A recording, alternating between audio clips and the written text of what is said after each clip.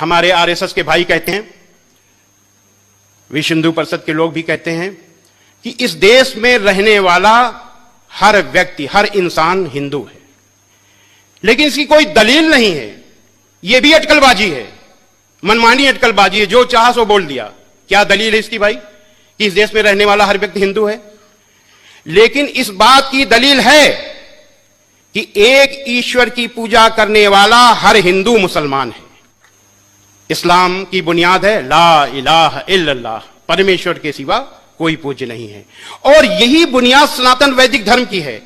संसार के सबसे पुराने ईश ग्रंथ ऋग्वेद के मंडल 1 सूक्त 7 का 10वां मंत्र है, इंद्रम वो विश्व तस्परि हवा महे जनेभ्या अस्माकम अस्तु केवलः।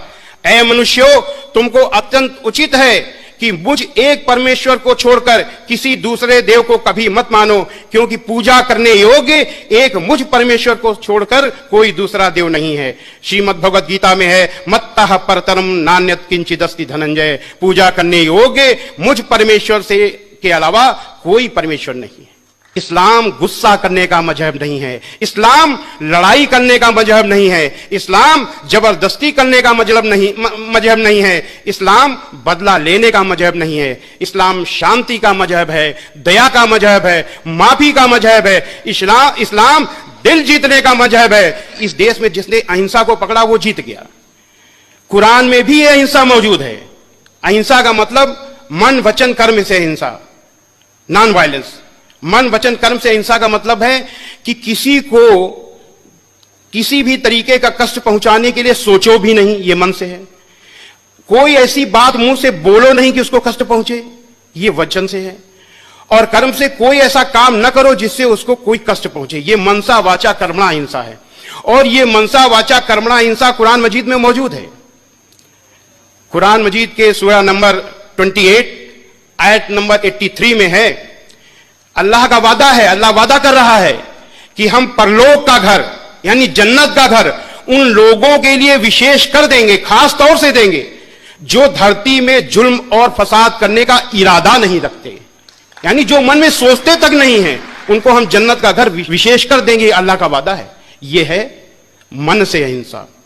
वचन से कुरान मजीद के सूरा नंबर 41 आयत नंबर 34 में दिया हुआ है, भलाई और बुराई बराबर नहीं हो सकती, तो लोगों की सख्त बातों का ऐसे तरीके से जवाब दो जो बहुत अच्छा हो। ऐसा करने से तुम देखोगे कि जिसमें और तुम में पहले दुश्मनी थी, अब वो तुम्हारा गहरा दोस्त है। यानी अगर कोई व्यक्ति आपसे सख्त तरीके से बात कर रहा है, गाली दे रहा है, तो आपको गाली नहीं देना, कुरान का हुक्म है। आपको सख्त तरीके से बात नहीं करनी, आपको ऐसे तरीके से बात करनी है कि उसका दिल जीत लो। इस्लाम दिल जीतने का मजहब है। ये वचन से हिंसा। और कर्म से सूरा नंबर 5 आयत नंबर 32 में है, जिस किसी ने एक निर्दोष का कत्ल किया तो मानो उसने सारे इंसानों का कत्ल कर दिया, और जिस किसी ने एक निर्दोष को बचाया तो मानो उसने सारे इंसानों को जीवन दे दिया, जान डाल दी, सारे इंसानों में जीवन डाल दी। यह कर्म से हिंसा। यही है इस्लाम की मनसा वाचा कर्मणा अहिंसा। और अगर इस अहिंसा को अपनाया गया होता तो आज इस देश की हालत दूसरी होती। इस अहिंसा की तरफ देखा भी नहीं गया। और वो हिकमत मौजूद है कुरान मजीद में, वो हिकमत मौजूद है, अल्लाह की हिकमत है। वो अल्लाह की हिकमत कहां है? सूरा नंबर 3 आयत नंबर 64 में है कि आओ एक ऐसी बात की ओर जो हमारे और तुम्हारे बीच समान है कि हम परमेश्वर के सिवा, ईश्वर के सिवा किसी की बंदगी न करें। यह अल्लाह की हुकूमत है। इस प्लेटफार्म को अगर पकड़ा गया होता तो हम कामयाब, कब का कामयाब हो चुके होते, लेकिन हमने इसको नहीं पकड़ा।